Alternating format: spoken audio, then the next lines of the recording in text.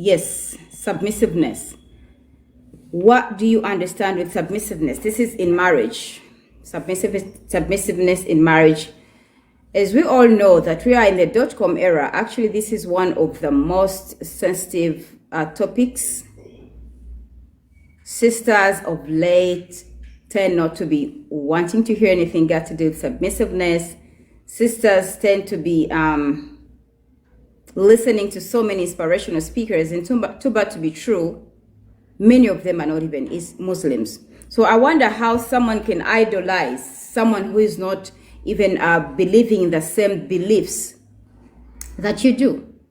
You know, before you idolize your motivational speaker or whoever that might be, what do they believe in? What's their say on Islam? What's their say on Islamic principles? Before you get yourself so caught up in that chaos. I'll call it chaos because indeed it's chaos. Remember, our purpose of being created in this dunya is none other than worshipping Allah. وَمَا خَلَقْتُ الْجِنَّ وَالْإِنسَ إِلَّا لِيَعْبُدُونَ. And subhanallah, my dear ones, what are you doing with yourself?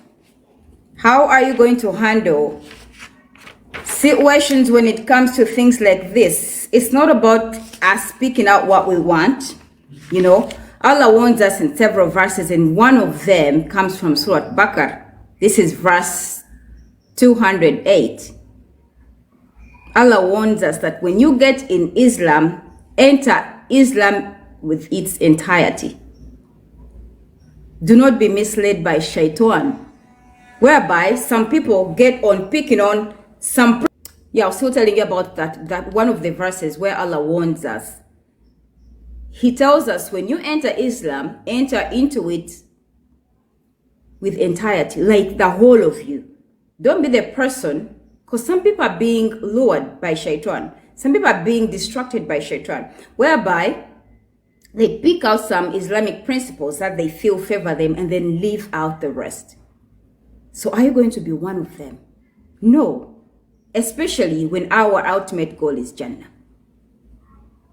This isn't about us. This is about us fulfilling our purpose of being created. I told you, وَمَا خَلَقْتُ الْجِنَّ وَالْإِنسَ إِلَّا لِيَعْبُدُونَ. That is Surah Al-Dhariyat, verse 56. So let's endeavor, may Allah help us out, Ya Rabbi, to be Allah conscious, to follow His rules, His laws, and do what Allah wants us to do. So for starters, what is marriage?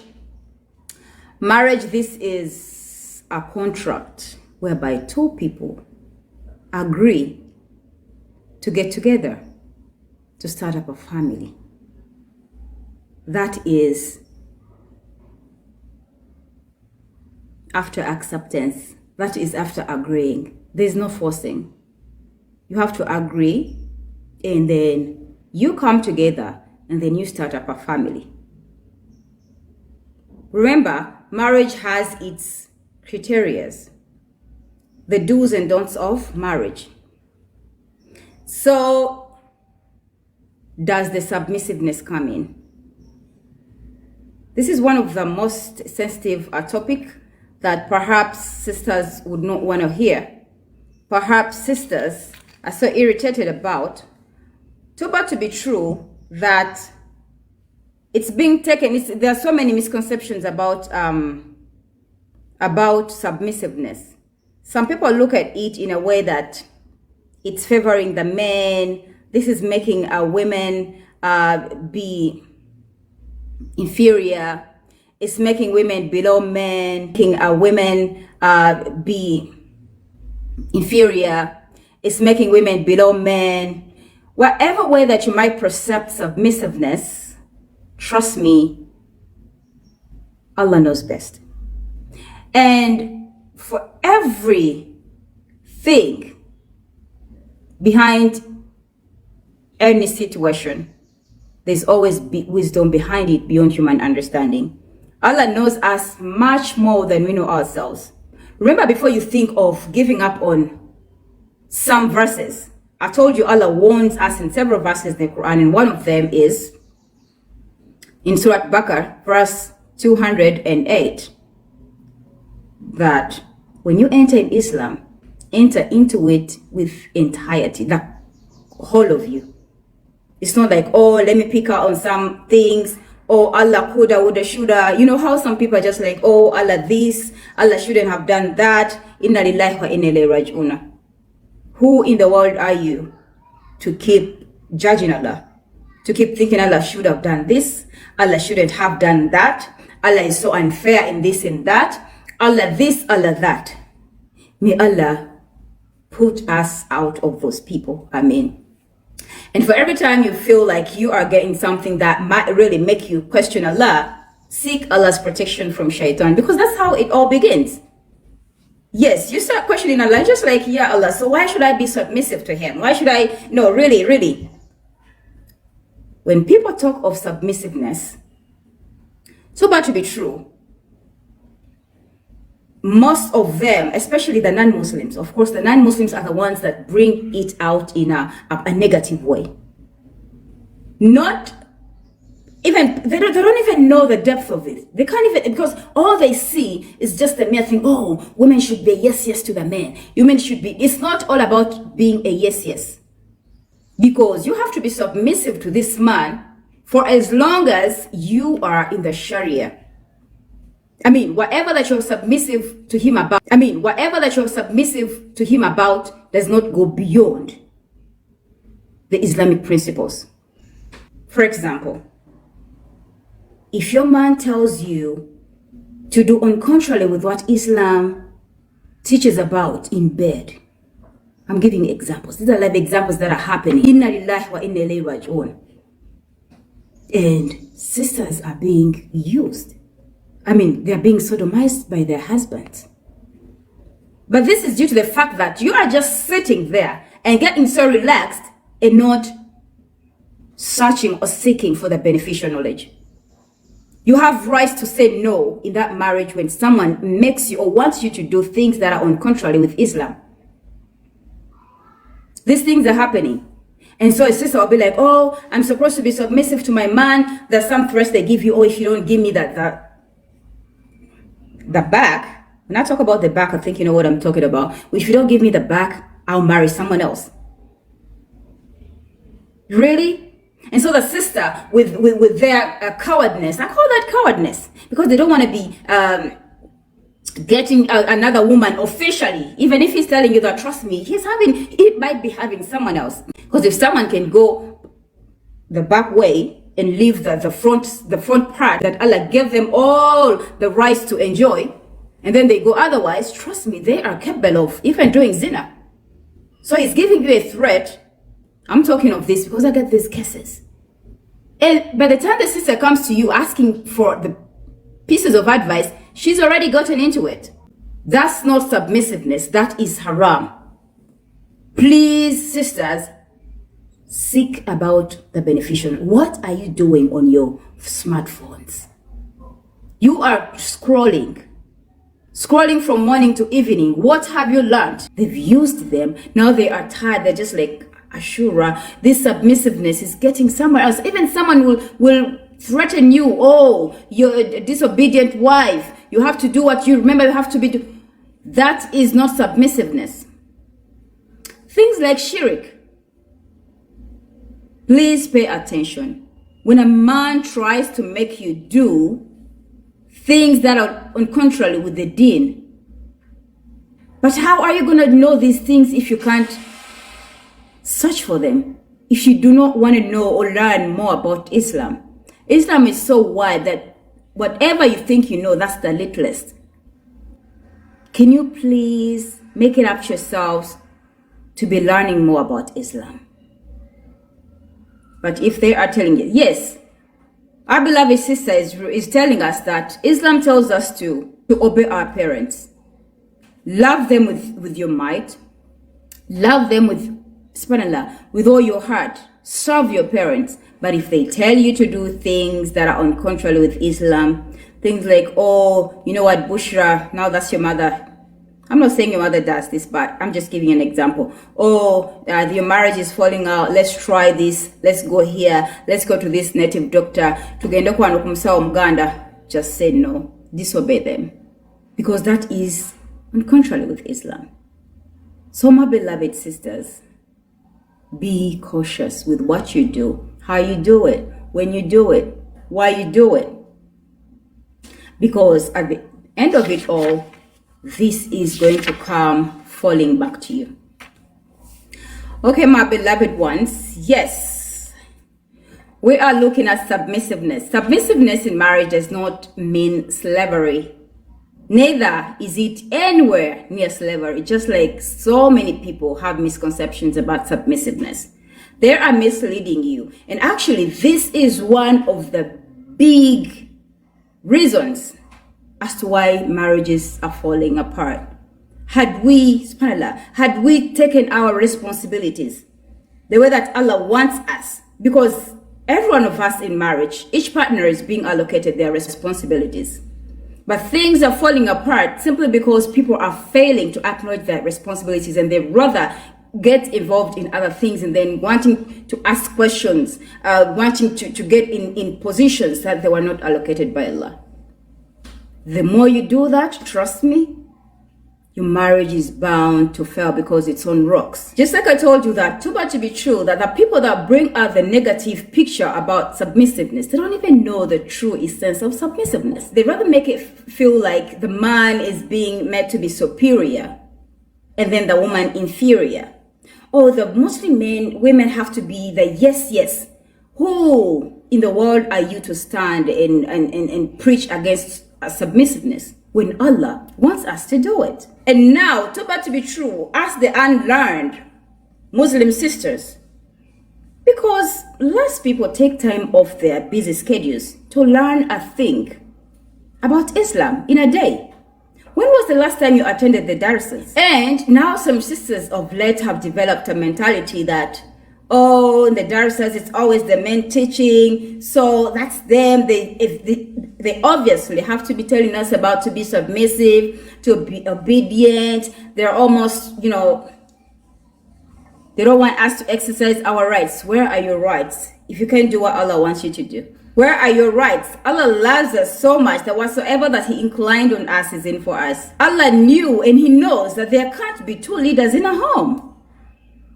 That's why He allocated the men the role of leadership and protection. And in response, we have to be submissive, supportive to our men. Yes, our beloved sister says if he doesn't pray his 5 prayers, we are advised to do something about it. Talk to him about it. Try to talk to him about it, because this is partly your role. Be supportive, be loving to your husband, respect him. As you are conscious about the do's and don'ts in marriage, if he ever wants you to do something that's in contrary with Islam, you have all the rights to say no. The Lord that I'm worshiping doesn't want me to do that, and say it boldly. Submissiveness is not for the weak. It takes the courage. It takes you to know your values. It takes you to know who you are. You have to be strong. Now they make it the opposite way. Oh, you have to be a strong woman. You don't have to be told what to do. The woman can do better what a man can do. Inna lillahi wa inna ilayhi raji'un. Such sayings are the exact words that are misleading the sisters of light. And trust me, Allah knows His creations. He knows who we are. That's why He gave us that role of nurturing the home, as the men are providing, because that is part of their submissiveness in the marriage. That is what they are entitled to do. Providing, protecting you, and being there for you. Of course, with the men with wisdom, when I talk about providing, that all includes taking good care of you. Taking good care of you, that is partly love. Most of the men's love language is not in the words. Of course, there are those that can see it and, oh, you see, I love you so much, but their actions, what they do. So don't be like, oh, my man does everything, but he, that's not for us, the women who speak. Not so many men do, express their love verbally, but what they do, that's their love language. So a man who fears Allah with wisdom, may Allah grant us all those men. They are there, my beloved sisters. They are there. You have to pray to Allah about it, because not good things come on a silver plate. You have to pray about it. You have to fast about it. So my beloved sisters, may Allah grant us all those men who fear Allah, who are so conscious about the life hereafter, whose ultimate goal is Jannah. Those men will have the wisdom. But trust me, if you are the kind like, oh, we are 50-50 in marriage, I also have my rights, you raise your voice, you are going to push him away. He'll feel like, okay, she said we're 50-50, that means, okay, we can divide the responsibilities. And then in the long run, women, we were not created for those responsibilities. That's how Allah loves us. We are queens. It's only that we are disclaiming these grounds. And yet Allah has already given them to us. But how are you going to practice this? Be the queen that you truly are, because indeed you are a queen. Because this is one of the most sensitive, one of the most crucial reasons as to why marriages are failing. And too bad to be true that people lose their marriages without even knowing what they did. I didn't do anything. I did not cheat. I tried. I've been trying to provide also. Provision or providing is not for you, sister. You are messing up everything. That's not for you. But in the first place, how did you portray yourself as? You showed him that you can do what he can do. Oh, you raising your voice at him. Oh, you are two leaders in a home. And that's on contrary with Islam. So my beloved ones, how does a woman submit to her husband as a wife? For starters, submissiveness can be understood in the context of mutual respect, love, and partnership. Yes. How do you best understand submissiveness? This is mutual respect, for starters. Then, love. I believe you have to be feeling a certain way to give that person respect. When you don't feel a certain way, now there is a difference between respect and fear. Some sisters are fearing their men, they're not respecting them. Brothers, please stop creating that picture of you being lions in a home. She'll just fear you, but she won't respect you. She won't have that respect for you. So please differentiate between respect and submissiveness, because these are two different things. May Allah grant us the ability to understand this and work upon what's best for us, and that is submissiveness. So we are looking at how does a woman submit to her husband. This is the defined calling of a wife to honor and affirm her husband's leadership, and so to help it carry it through according to her gifts. Submitting to your husband, you have to sit back and let your man lead, because indeed that's what they are meant to do. And let them lead. That is their role. Allah granted that to them. And we see that in Surah An-Nisa, verse 34. To both the men and the women. This is what I'm reading from. Okay, so we are opening chapter 4. This is Surah An-Nisa, verse 34. And let's see what Allah tells us about the duties or responsibilities prescribed for both men and women in marriage. Okay, here we go. A'udhu billahi minash shaitanir rajim. Men are protectors and maintainers of women because Allah has made one of them to excel the other. I repeat. Remember, I told you that Allah warns us in several verses, and one of them comes from Surah Bakr, verse 208. that when you enter in Islam, enter in it with entirety, like enter in it the whole of you, completely. Do not be lured, do not be distracted by shaitan. As for some people, pick out some Islamic principles that favor them and then leave out the rest. Are you among those whose ultimate goal is Jannah? Are you among those, my beloved sisters? My words are for the wise. May Allah accept and barak in them so that they can benefit all of us. Amen. And may we live to contemplate. I told you guys, if you get anything that gets you questioning Allah, feeling like Allah coulda, woulda, shoulda, oh, Allah made a mistake, oh, I feel like Allah should have. Why did Allah give them the exemption of marrying four wives? We could have also been given an exemption of marrying. You know, there are those things that are triggering, sisters. Things that are getting on their nerve. Things that are disturbing them. But why are you disturbed when you know that you are worshipping the Almighty Allah subhanahu wa ta'ala? The all-knowing Al-Alim. The all-loving Al-Wadud. He loves us so much that he can never incline anything that harms us. Whatever I think that you might think of that is so suppressing you, that is so suffocating you, if it comes from Allah, it's in for your own good. So embrace it.